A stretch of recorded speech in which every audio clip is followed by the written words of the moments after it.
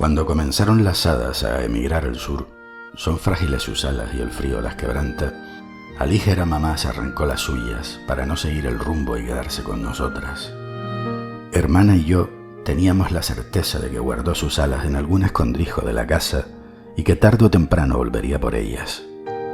Hay días que encontramos una pluma blanca, en el escritorio una pluma blanca, sobre el piano una pluma blanca, bajo la almohada, bate las alas. Es la sutil manera con que busca acostumbrarnos a sentirla cerca.